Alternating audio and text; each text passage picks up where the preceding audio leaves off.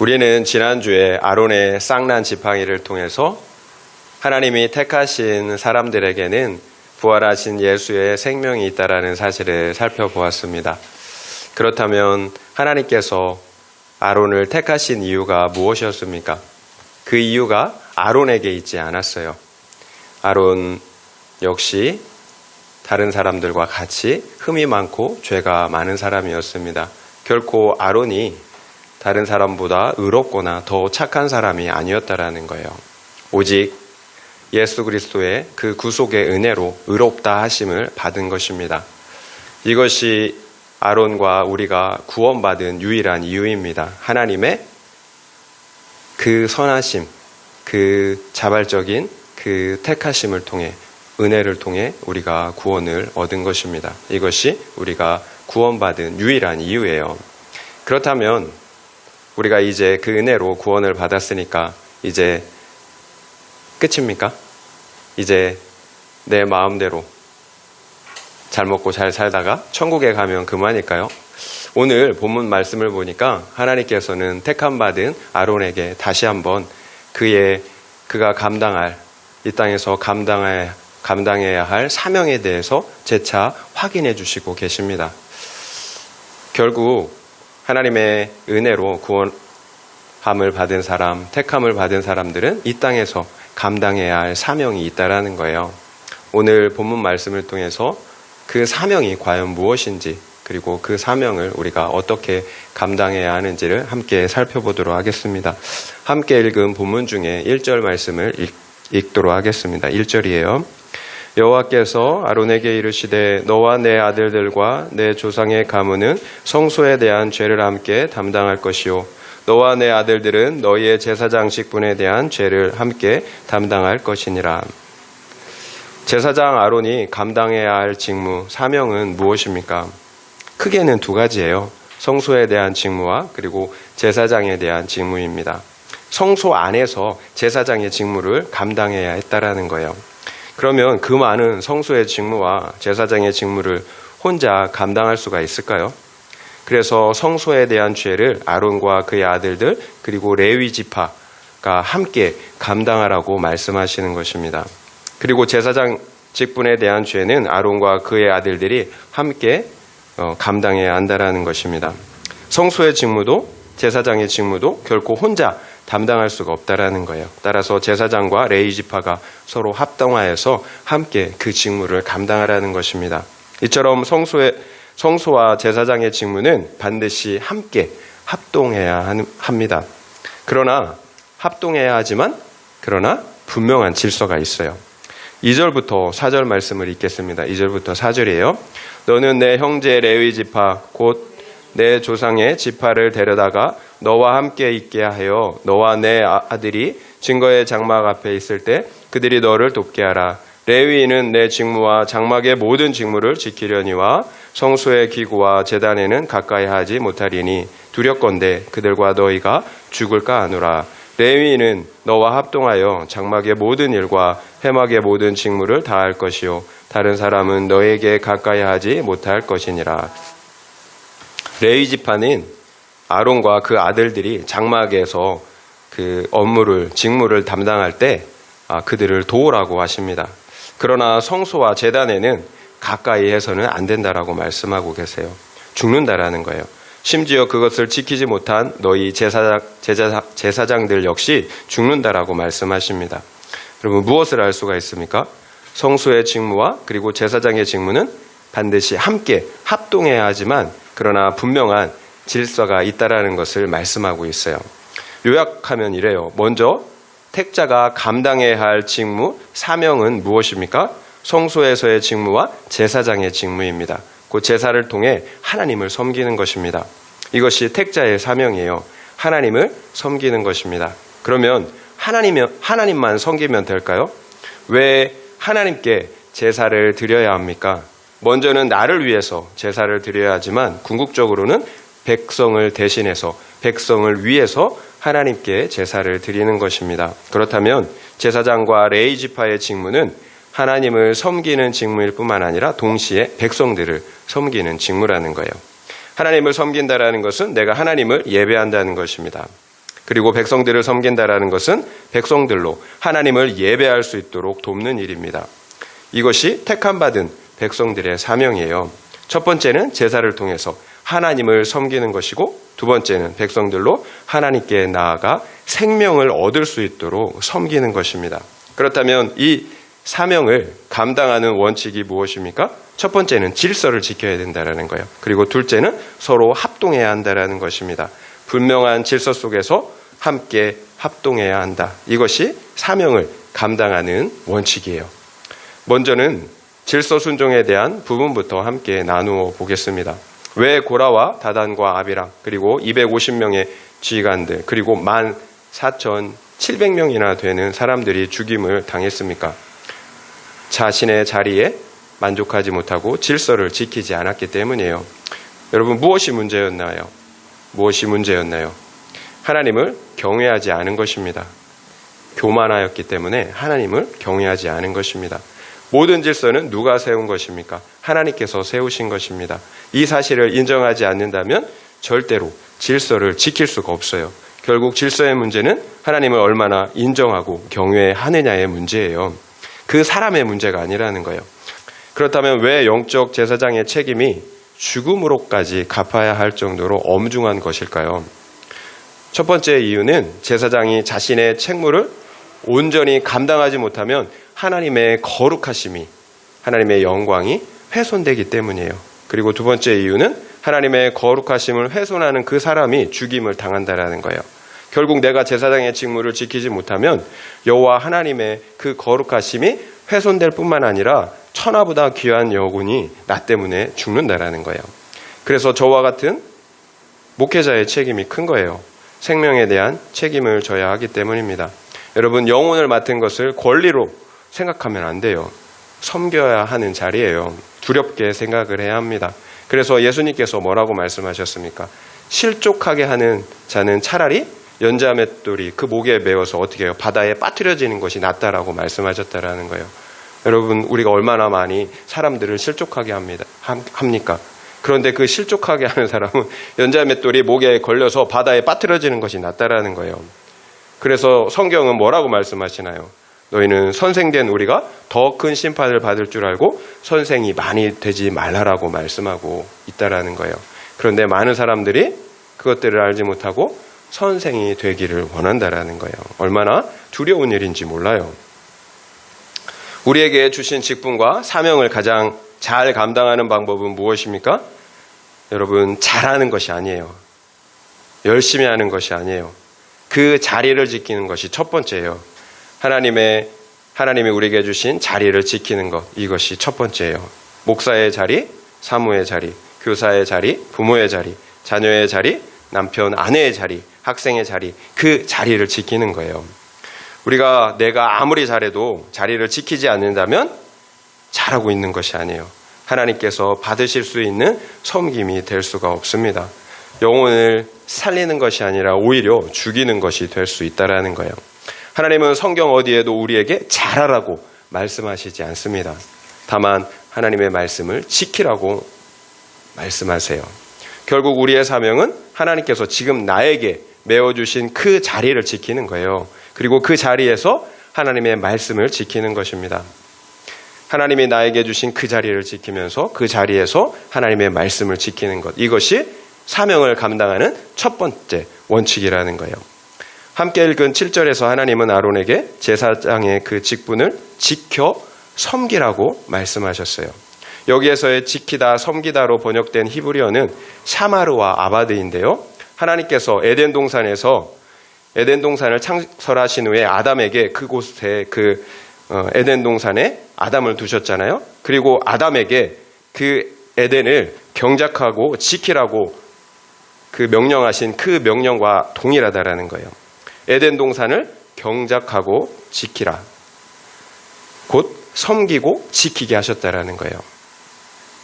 아담에게 주신 사명과 지금 아론에게 주신 사명이 동일하다라는 거예요. 지키는 거예요. 그러므로 섬기는 거예요. 그러나 아담은 에덴 동산을 지키지 못했어요. 하나님만을 섬겨야 할 에덴 동산에 사탄과 죄가 들어오도록 허용했다라는 거예요. 우리가 잘 아는 것처럼 아담이 사탄에게 속아 금지된 선악과를 따 먹고 말았다라는 거예요. 하나님의 말씀을 지키지 못했다라는 거예요. 그 결과는 여러분들이 더 잘 아시잖아요. 반드시 죽으리라 하셨던 말씀처럼 그 말씀이 아담에게 이루어졌잖아요. 그리고 그 후손들인 우리에게도 이루어졌다라는 거예요. 우리 역시 죽어야 할 운명이 되고 말았다라는 거예요. 이처럼 하나님이 나에게 주신 그 자리, 그리고 말씀을 지키는 것은 너무나 중요합니다. 이 세상에서는 1등만 기억하잖아요. 그래서 능력 있는 사람, 성공한 사람만을 기억한다라는 거예요. 그러나 하나님은 진실한 사람을 기억하세요. 진실함은 무엇입니까? 묵묵히 그 자리를 지키는 거예요. 여러분, 진실함은 오래 참고 충성하는 것에 있어요. 여러분, 꼴찌해도 괜찮아요. 능력이 없어도, 돈이 없어도, 연약해도 괜찮아요. 비록 연약하지만, 능력이 없지만 그 자리를 지키기 위해서, 그 말씀을 지키기 위해서 몸부림치는 그 한 사람을 하나님이 기억하신다라는 거예요. 그리고 하나님께서는 반드시 그 사람을 지켜주십니다. 제가 수없이 말씀드리지만 우리가 하나님의 말씀을 지키면 하나님은 우리를 지켜주세요. 우리가 하나님의 말씀을 지키면 하나님은 우리를 지켜주십니다. 이것이 지혜예요, 여러분. 여러분이 원하시는 것을 따라가려고 하지 마세요. 말씀을 지키세요. 그러면 하나님이 우리를 지켜주십니다. 우리가 하나님 당신의 말씀을 지키면 하나님은 우리를 영원토록 지키시고 책임져 주신다라는 거예요. 세상 사람들은 고지식하고 미련하다고 우리를 평가할 수 있을 거예요. 하지만 하나님은 당신이 메워주신 그 자리를 지키는 사람, 그리고 그 자리에서 당신의 말씀을 지키는 사람을 기억하시고 그 누구보다도 인정해 주신다라는 거예요. 그 사람을 통해서 어떤 일이 일어날까요? 평생을 외도하는 남편을 둔 여자 성도님이 있습니다. 주변 사람들은 이혼하라고 합니다. 이혼하는 게 답이잖아요. 그러나 그 성도님은 하나님이 메워주신 그 자리를 지켰습니다. 그러자 그 아내의 자리를 지킨 그 한 사람 때문에 회파되었던 가정이 살아납니다. 결국 남편이 가정으로 하나님께로 돌아오고요. 그리고 자녀들 역시 회복되어 하나님의 품으로 돌아옵니다. 그리고 그 모습을 지켜보던 수많은 사람들이 함께 살아나는 것을 보게 됩니다. 이것이 우리가 큐티인 묵상 간증을 통해서 많이 봤던 내용이잖아요. 이처럼 하나님께서 자기 자리에서 말씀을 지키는 그 한 사람을 기억하시고 축복하신다라는 거예요. 여러분, 이 세상에서는 생산성이 중요하죠. 하지만 하나님의 나라에서는 거룩과 영혼 구원이 생산성이에요. 이것이 아론의 쌍난 지팡이, 곧 택하심을 받은 택자가 하나님과 다른 영혼들을 섬기는 방식이에요. 나를 통해 예수의 생명이 흘러가는 것입니다.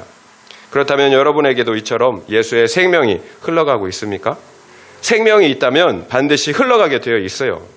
생명이 있으면 흘러가게 되어 있어요. 물은 흐르게 되어 있어요. 그 원칙은 내 자리를 지키고 말씀을 지키는 것입니다. 그러면 반드시 생명의 열매를 맺게 되어 있어요. 저는 이 사실이 얼마나 큰 위로가 되는지 몰라요. 만약 이 세상의 기준으로 잘해야 한다면 우리 중에 몇 사람이나 하나님께 잘한다고 칭찬을 받겠습니까? 그러나 하나님께서 우리의 능력이 아니라 나의 진실함을 보신다면, 나의 진실함을 원하신다면 누구나 진실할 수가 있잖아요. 아무리 능력이 많아도 질서와 말씀을 지키지 않는다면, 그래서 진실하지도 거룩하지도 않다면 아무런 소용이 없어요. 사명을 감당하는 것이 아닙니다. 죽은 거예요. 그러나 나에게 메워주신 그 자리에 질서를 지키고, 그래서 말씀을 지키고 있다면 사명을 감당하고 있는 것입니다. 하나님께서 영광 받으시고 또 영혼들을 살리는 그 사명을 잘 감당하고 있는 것입니다. 적용 질문 드리겠습니다. 내가 지켜야 할 질서 자리는 무엇 어디입니까? 그 질서 자리에서 하나님의 말씀을 지키고 있습니까? 그렇지 못하다면 그 이유는 무엇입니까? 또 그 결과는 무엇인 것 같습니까? 내가 지켜야 할 질서 자리는 무엇 어디입니까? 그 질서 자리에서 하나님의 말씀을 지키고 있습니까? 그렇지 못하다면 그 이유는 무엇입니까? 또 그 결과는 무엇인 것 같습니까? 한번 생각해 보시기 바랍니다. 우리의 사명을 감당하는 두 번째 원칙은 합동해야 한다는 것입니다. 어떻게 성막과 성막의 기물들을 운반하고 설치하고 또 제사하는 이 모든 일들을 아론 혼자 감당할 수가 있겠습니까? 반드시 함께해야 합니다. 반드시 하나님께서 세우신 질서 안에서 합동해야 합니다. 5절 한번 함께 읽겠습니다. 5절이에요. 5절. 이와 같이 너희는 성소의 직무와 제단의 직무를 다하라. 그리하면 여호와의 진노가 다시는 이스라엘 자손에게 미치지 아니하리라.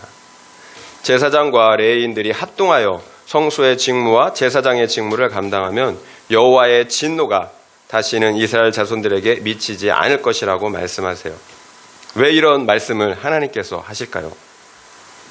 앞서 고라의 반역으로 반역한 무리 외에 백성들 14,700명이 죽임을 당했기 때문이에요. 누구 책임입니까?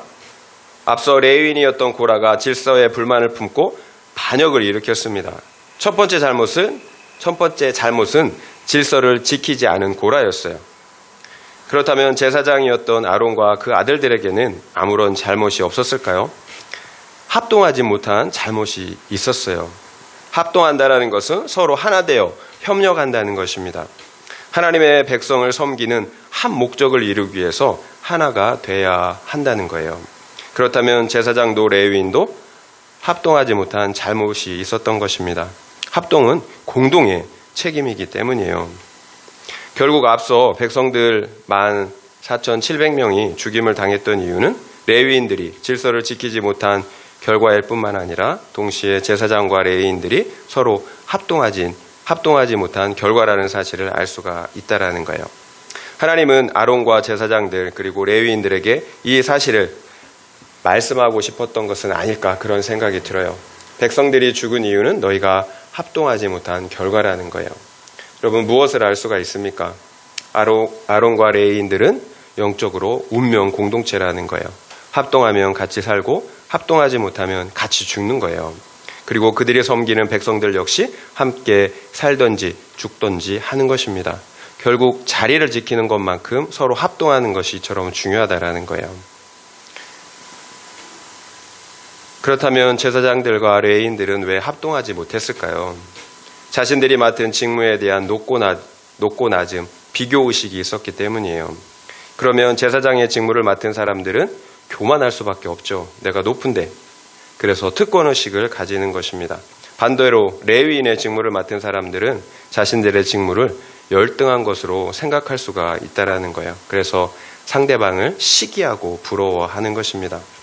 그러면 서로 합동할 수가 없잖아요. 서로를 무시하고 시기하는 관계인데 어떻게 합동할 수가 있겠습니까? 그러나 제사장의 직무도 레위인의 직무도 높고 낮은 것이 없어요. 다만 역할이 다를 뿐입니다. 다만 공동의 목적을 위해서 질서가 있을 뿐이에요. 계속 말씀드리지만 하나님은 그 사람의 능력과 직분을 보지 않으세요. 다만 우리의 진실함과 충성을 보십니다. 여러분 이 땅에서의 질서가 영원한 것이 아니잖아요. 영원하지 않아요. 질서가. 영원한 것은 오히려 이 땅에서 우리가 보이는 우리의 진실함과 충성을 따라서 결정된다라는 거예요. 영원한 것은 우리의 직무에 따라 높고 낮음에 따라 결정되지 않아요. 우리가 보여주는 진실함과 충성에 따라 그 영원한 것이 결정이 됩니다. 그렇다면 우리가 질서 안에서 합동할 수 있는 방법은 무엇일까요? 골로새서 3장 13절, 14절 말씀을 함께 보겠습니다. 제가 읽어드릴게요. 누가 누구에게 불만이 있거든 서로 용납하여 피차 용서하되 주께서 너희를 용서하신 것 같이 너희도 그리하고 이 모든 것 위에 사랑을 더하라. 이는 온전하게 매는 띠니라. 이것이 우리가 하나 될 수 있는 유일한 방법입니다. 주님이 우리를 십자가에서 용서하시고 사랑하신 그 사랑으로 우리 역시 상대방을 용서하고 사랑하는 것입니다. 내가 받은 그 용서, 내가 받은 그 사랑으로 용서하고 사랑하는 거예요. 그래서 불쌍하게 여기는 거예요. 내가 불쌍하잖아요. 다른 사람 역시 동일한 눈으로 바라보는 것입니다. 특별히 이 모든 것 위에 사랑을 더하라. 이는 온전하게 매는 띠다. 우리를 묶어주는 띠라는 거예요. 사랑이. 우리가 무엇으로 하나 합동될 수가 있겠습니까? 그리스도의 사랑밖에 없어요. 돈으로 하나 될 수가 있을까요? 권력으로 하나 될 수가 있을까요? 없어요. 결국 수가 틀리면 배신하는 거예요. 나의 유익과 상반되면 언제든지 배신하게 되어 있습니다. 오직 사랑으로만 그리스도의 사랑으로만 하나가 될 수가 있습니다. 그렇다면 우리에게 그런 사랑이 있나요? 우리에게 그런 사랑이 있나요? 이것이 문제잖아요. 이것이 괴로운 것입니다. 사랑해야 한다라는 것은 아는데 우리에게 사랑이 없다라는 거예요. 이 사실을 우리가 인정해야 합니다. 이 사실을 인정하지 않으면 우리는 자기 열심을 내요. 그래서 생색이 나서 결국 어떻게 되나요? 폭발하는 거예요. 회피하거나 또는 회피하거나 원망, 불평, 판단과 정죄, 다툼으로 빠져들게 됩니다. 여러분, 내 안에 사랑이 없다라는 것을 인정해야 합니다. 사랑은 오직 하나님께 속한 것입니다. 그래서 우리가 하나님께로부터 그 사랑을 받지 못한다면 결코 다른 사람을 사랑할 수가 없어요. 여러분, 왜 생색이 나겠습니까? 나는 사랑이 없는데 사랑하려고 하니까, 내 것을 가지고 사랑하니까 기브 앤 테이크가 돼야 되는데 안 되는 거예요. 나만 주는 거예요. 못 참는 거죠. 우리가 먼저 하나님을 예배해야 하는 이유예요. 사랑은 하나님께만 속했기 때문이에요. 그래서 우리 각 사람이 예수 그리스도에 반드시 접붙여져야 하는 이유입니다. 우리는 오직 예수 그리스도를 통해서만 하나님을 예배할 수가 있기 때문이에요. 우리가 왜 다른 사람들과 불화하겠습니까? 다른 이유가 없어요. 하나님과 불화하기 때문이에요. 하나님을 영과 진리로 예배하지 못하기 때문입니다. 여러분, 형식적으로만 하나님을 예배하기 때문이에요. 그러면 우리에게는 상대방을 용납하고 사랑할 마음과 능력이 없어요. 하나님으로부터 채워져야 할 그 사랑과 생명의 능력이 끊어졌기 때문이에요. 타락한 우리에게는 조건 없이 상대방을 사랑할 조금의 능력도 없기 때문이에요. 그래서 너 때문에 내가 고생한다. 너 때문이다. 너 때문이다를 외치는 겁니다. 내가 원하는 조건을 상대방이 채워주지 않기 때문이에요. 그래서 상대방을 원망하고 또 판단하고 정죄하게 되는 것입니다. 우리에게는 사랑이 없어요. 결국 우리가 하나 될 수 있는 유일한 방법은 우리 각자가 하나님께 나아가 예배하는 예배자의 삶을 회복하는 것입니다. 그래서 우리가 하나님께로부터 어떻게 용납받았는지를 깨닫고 그 사랑으로 채워지는 것입니다. 여러분, 절대로 상대방을 여러분 바라보면 안 돼요. 여러분, 상대방으로부터 내가 원하는 그 조건, 사랑으로 채워지려고 하면 안 된다라는 거예요. 채워질 수가 없어요. 똑같은 종기 같은 이 그릇에 담으면 사랑을 얼마나 담겠어요. 그거 달라고 하니까 서로 목마른 거죠. 우리가 하나님을 바라봐야 합니다. 그리고 바다와 같은 하나님의 사랑으로 우리의 심령이 채워져야 하는 거예요. 그러면 사랑할 수가 있어요. 내 사랑이 아니라 하나님의 사랑으로, 그 사랑으로 넉넉히 사랑할 수가 있다라는 거예요. 결국 내가 사는 것이 먼저예요. 그래야 다른 영혼을 살릴 수가 있습니다. 지금 다 죽어가게 생겼는데 내가 아사 상태인데 어떻게 다른 사람을 사랑으로 살릴 수가 있겠어요? 여러분, 다른 것은 몰라도 영적인 부분에서는 그래서 이기적이어야 되는 거예요. 여러분, 이기적인 게 아니에요. 영적인 것으로 여러분 욕심내는 거 이기적인 것이 아니에요. 절대 이기적인 것이 아닙니다. 그래야 상대방을 사랑할 수가 있잖아요. 내가 하나님과 함께하지 않는데, 시간을 들여서 하나님과 함께하지 않는데 어떻게 상대방을 사랑할 수가 있겠어요? 우리가 질서 안에서 합동해야 할 가장 작은 단위는 무엇입니까? 바로 결혼, 언약관계로 맺어진 부부예요. 성경은 이런 남녀의 혼인관계에 대해서 남자가 부모를 떠나 그의 아내와 합하여 한 몸을 이룰지니 하나님이 짝지어 주신 것을 사람이 나누지 못할지니라고 말씀하고 있어요. 여러분, 이혼할 수 있습니까? 하나님께서 음녀와 같은 우리를 오래 참으시는 이유가 무엇입니까? 언약관계 안에 있기 때문이에요. 그래서 이혼하지 않는 것입니다. 하나님께서 우리를 버리시지 않았는데 어떻게 우리가 배우자를 버릴 수가 있겠습니까? 배우자 역시 하나님이 언약관계 안에 두신 거잖아요. 여러분, 질서도 배우자도 하나님께서 주셨다라는 사실을 잊지 말아야 합니다. 그래서 사람이 마음대로 나누지 못하는 거예요. 그러면 하나님의 권한을 침범하는 것이 되잖아요. 질서 안에서 함께 합동해야 합니다. 그렇다면 무엇을 위한 합동일까요?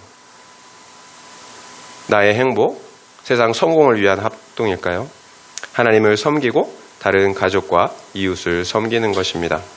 그런데 나의 거룩과 구원을 이루지 못했는데 그것이 가능할까요? 내가 참된 예배자로 서지 못했는데 그것이 가능하겠습니까? 그래서 부부와 가족은 그리고 믿음의 공동체는 서로의 거룩과 구원을 위해서 합동해야 하는 것입니다. 여러분, 상대방 때문에 원망과 불평이 나오지 않습니까? 생색이 나지 않습니까? 여러분, 내 죄를 보라고 하나님이 그렇게 상대방을 보게 하시는 거예요. 회개하고 그래서 거룩과 구원을 이루어 가라는 것입니다. 내 죄가 상대방 때문에 없던 것이 생긴 것이 아니에요. 상대방 때문에 내 있던 죄를 보게 되는 것입니다. 그래서 상대방은 나의 거룩과 구원의 파트너예요. 상대방을 여러분 원망하시지 마세요. 여러분의 죄를 보게 해주는 여러분의 구원의 파트너예요. 함께 거룩과 구원을 이뤄갈 수 있도록 하나님이 짝지어 주셨다라는 거예요. 우리 다 죄인이잖아요. 불쌍한 죄인들이에요. 원망하고 불평하면 뭐 하겠어요? 구원을 이뤄가야죠.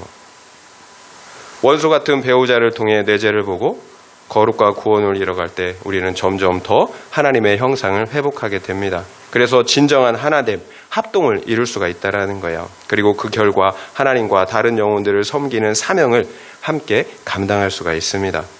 우리가 함께 거룩과 구원을 이뤄가야 할 죄인들이라는 그 사실을 우리가 잊지 말아야 합니다. 그러니까 상대방에게 우리가 어떤 기대도 여러분 하지 마세요. 너무 큰 기대하지 마세요. 그리고 실망도 하지 마세요. 하나님이 우리에게 붙여주신 거룩과 구원의 파트너일 뿐입니다. 가장 좋은 자녀 양육은 무엇일까요? 부부가 서로 사랑하며 합동하는 모습을 보여주는 것입니다. 물론 질서 안에서. 이것보다 더 좋은 양육은 없어요. 아이들이 보고 배웁니다. 그래야 아이들 역시 심리적인 안정감을 갖습니다. 자녀들이 원하는 것을 다 경험시켜준다고 절대로 양육을 잘하는 것이 아니에요. 공부 잘하는 아이로 키운다고 양육을 잘하는 것도 아닙니다. 여러분, 그 마음이 건강해야 돼요. 그 마음이 하나님을 사랑하고 이웃들을 사랑하는 그런 건강한 마음이 돼야 합니다. 내가 사랑하고 사랑받을 줄 아는 그런 아이가 돼야 된다라는 거예요. 결국 부부가 합동하면 나도 살지만 자녀도 사는 거예요. 그러나 부부가 합동하지 못하면 죽는 거죠. 자녀들 역시 정서적으로 영적으로 죽게 됩니다. 결국 부부는 운명 공동체예요. 우리 자녀들의 영혼에 대한 공동 책임을 져야 합니다. 우리 교회 공동체 역시 마찬가지예요. 운명 공동체예요. 합동하지 못하고 사랑하지 못하는 목사, 그리고 합동하지 못하고 사랑하지 못하는 교회가 어떻게 하나님을 섬기고 사람들을 살릴 수가 있겠습니까? 그러면 우리 자녀들이나 성도님들이 어떻게 하겠습니까? 무엇을 배우겠습니까? 그러면 두 가지 반응을 보이겠죠. 보고 배운 대로 똑같이 위선적인 신자가 되는 거예요. 아니면 교회를 욕하고 떠나든지 둘 중에 하나예요. 물론 세상 사람들 역시 하나님의 그 교회와 그리고 그 하나님을 욕하고 멀리한다라는 거예요. 가까이 하려고 하지 않아요. 그러면 우리는 우리의 생각과 다르게 하나님께서 우리에게 맡겨주신 사명을 감당하는 것이 아니라 정반대의 삶, 대적하는 삶을 살게 되는 것입니다. 우리 때문에 하나님의 그 이름, 그 거룩하심이 훼손된다라는 거예요. 또 영혼들이 죽임을 당하게 된다는 것입니다. 이렇게 질서 안에서 합동하는 것이 얼마나 중요한지 모릅니다. 6절부터 7절 말씀 함께 읽겠습니다. 6절부터 7절이에요. 보라, 내가 이스라엘 자손 중에서 너희의 형제 레위인을 택하여 내게 돌리고 너에게 선물로 주어 회막의 일을 하게 하였나니 너와 내 아들들은 제단과 휘장 안의 모든 일에 대하여 제사장의 직분을 지켜 섬기라. 내가 제사장의 직분을 너에게 선물로 주었은즉 거기 가까이 하는 외인은 죽임을 당할지니라. 하나님께서 레위인을 너에게 선물로 주셨다고 하십니다. 그리고 제사장의 직분 역시 선물로 주셨다라는 거예요. 여러분, 지금 여러분 주위를 한번 둘러보세요. 여러분 주위에 있는 동역자들이 하나님이 여러분에게 주신 선물이라는 거예요.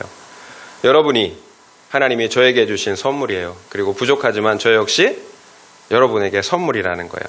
하나님이 주신 선물이에요. 여러분 동역자를 이렇게 선물로, 기쁨으로 생각하셔야 합니다. 나의 거룩과 구원을 이루기 위해서 하나님이 주신 선물이라는 거예요. 그리고 나와 우리의 사명을 함께 감당하기 위해서 우리에게 주신 선물입니다. 레위인은 하나님의 것이라고 말씀하고 계세요. 분명 하나님의 선물이지만 내 것이 아니에요. 하나님의 것입니다. 그래서 절대로 수단으로 생각하면 안 된다라는 거예요. 마치 하나님께서 아담에게 돕는 배필을 주신 것과 같아요. 서로가 서로에게 돕는 배필이 돼야 된다라는 거예요. 그래서 상대방을 귀하고 존귀하게 여기셔야 합니다. 우리 성도님들이 PPT와 음향으로 봉사해 주시고요. 또 찬양으로 봉사해 주시고요. 식사로 섬겨 주시고요. 청소해 주시고 관리해 주시고 또 차량으로 봉사해 주십니다. 이처럼 정말로 많은 것들로 함께 합동해 주시고 계세요. 그리고 무엇보다 각자가 맡은 자리에서 함께 구속사로 하나님의 말씀을 묵상하면서 질서와 말씀을 지켜가고 계십니다. 그리고 함께 묵상한 말씀으로 각자의 삶을 나누면서 서로가 서로의 영혼을 살리는 그 사명을 감당하고 있다는 거예요. 저만 살리는 게 아니에요. 여러분이 나눠주실 때 여러분이 나도 살리고 다른 사람을 살리는 것입니다. 함께 살리는 거예요. 이처럼 혼자 할 수 있는 일이 없어요. 합동해야 합니다. 사랑 없이는 안 되겠죠. 여러분이 함께 합동해 주시기 때문에 이 모든 것이 가능한 겁니다. 여러분 정말로 감사하게 생각하고 있어요.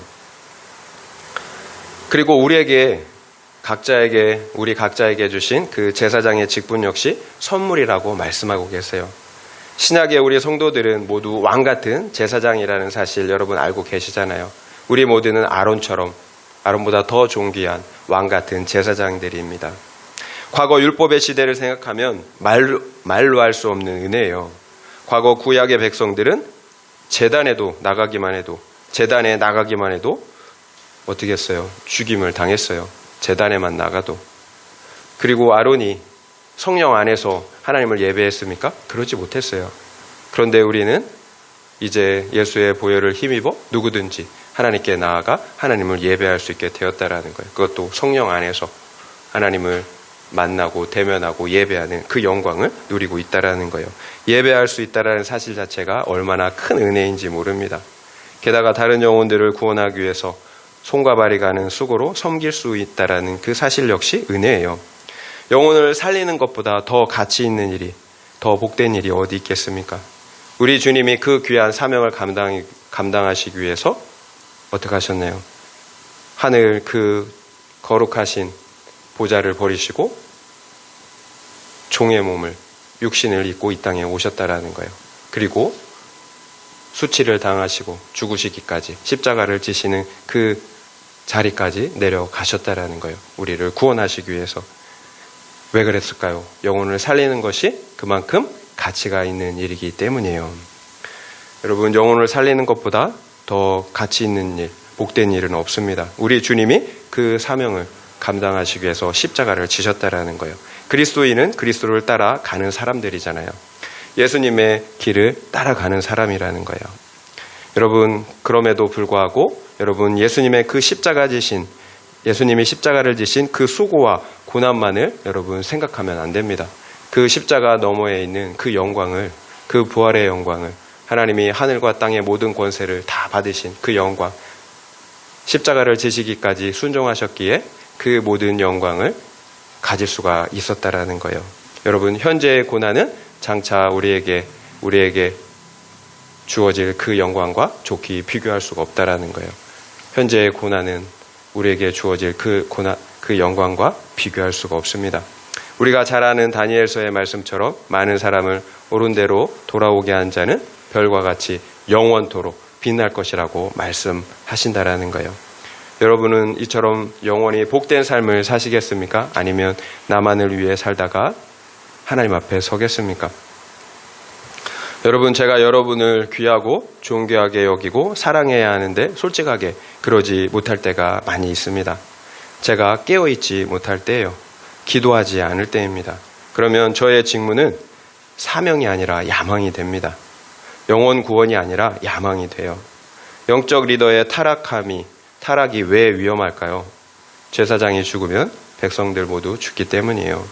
결국 모든 사람들이 다 거룩해야 하지만 특별히 제사장은 그 누구보다도 거룩해야 합니다. 그 누구보다도 말씀을 지켜야 한다는 거예요. 여러분, 거룩이 다른 게 아니잖아요. 하나님의 말씀을 지키는 겁니다. 여러분, 제사장의 영적 수준이 바로 성도들의 영적 수준이 된다는 사실 아십니까? 왜 학교마다 실력 있는 선생님들을 모셔오려고 하겠습니까? 선생님의 수준이 바로 학생들의 실력이 되기 때문이에요. 똑같아요. 목사의 수준이 바로 성도의 수준이 됩니다. 그래서 우리 성도님들 역시 더 깨어 있어야 하는 거예요. 부모의 영적 수준이 여러분 자녀들의 영적 수준이 되기 때문이에요. 여러분의 수준이 자녀들의 수준이 된다라는 거예요. 여러분, 내가 죽으면 우리의 육적 자녀, 영적 자녀들이 함께 죽는다라는 사실을 여러분 반드시 기억해야 합니다. 그래서 우리가 하나님께 나아가 예배드리는 그 제사장의 직무를 멈춰서는 안 된다라는 거예요. 제사장의 직무를 멈춰서는 안 됩니다. 여러분, 기도의 자리, 말씀의 자리를 여러분 반드시 지키셔야 합니다. 여러분, 영적 제사장이 뭡니까? 기도의 자리, 말씀의 자리를 통해서 하나님을 예배하는 거예요. 여러분, 이것보다 여러분의 자녀를 더 사랑할 수 있는 방법은 없어요. 여러분, 사랑하신다면 자녀를 위해서 기도하세요. 기도하지 않는다면 말로만 사랑하는 거예요. 아니면 믿음이 없던지. 여러분, 사랑한다면 제사장의 직무를 잘 감당해야 합니다. 여러분, 기도의 자리에 계세요. 그리고 말씀을 묵상하는 그 자리에 계시길 바랍니다. 적용 질문 드리겠습니다. 내가 배우자와 또는 다른 지체들과 합동하지 못하고 불화하는 이유가 무엇입니까? 어떤 죄에서 돌이키지 않기 때문입니까? 아니면 기도하지 않기 때문입니까? 아니면 말씀을 묵상하고 순종하는 삶을 살지 않기 때문입니까? 한번 생각해 보시기 바랍니다. 내가 배우자와 또는 다른 지체들과 합동하지 못하고 불화하는 이유가 무엇입니까? 어떤 죄에서 돌이키지 않기 때문입니까? 아니면 기도하지 않기 때문입니까? 아니면 말씀을 묵상하고 순종하는 삶을 살지 않기 때문입니까? 한번 생각해 보시기 바랍니다. 말씀을 마무리하겠습니다. 하나님께로부터 택하심을 받은 모든 사람들은 각자가 담당해야 할 사명이 있습니다. 먼저는 하나님을 예배하는 것이고요. 그리고 다른 영혼들을 하나님께로 인도하는 영혼 구원의 사명을 감당해야 합니다. 그렇다면 어떻게 그 사명을 감당할 수가 있었습니까? 첫 번째는 나에게 매어주신 질서를 지켜야 합니다. 그리고 두 번째는 다른 지체들과 함께 합동해야 합니다. 나에게 매어주신 질서를 지키고 말씀을 지키는 것, 그리고 사랑으로 함께 합동하는 것, 이것이 사명을 감당하는 원칙이고 방법이에요. 그렇다면 내 힘으로 질서를 지키고 말씀을 지키고 합동할 수가 있습니까? 안 되잖아요. 그래서 내가 먼저 진실한 예배자가 돼야 하는 것입니다. 질서를 지키는 능력도 합동하는 사랑도 모두 하나님께로부터 흘러 들어오기 때문입니다. 날마다 하나님께 나아가 하나님으로부터 주어지는 신령한 은혜와 사랑과 생명으로 우리가 채워져야 합니다. 그래야 주어진 질서와 말씀을 지키며 하나 될 수가 있습니다. 그래야 하나님을 예배하고 또 영혼들을 살리는 사명을 감당할 수가 있습니다. 예수의 생명, 하나님의 생명이 나를 통해 흘러가기 때문입니다.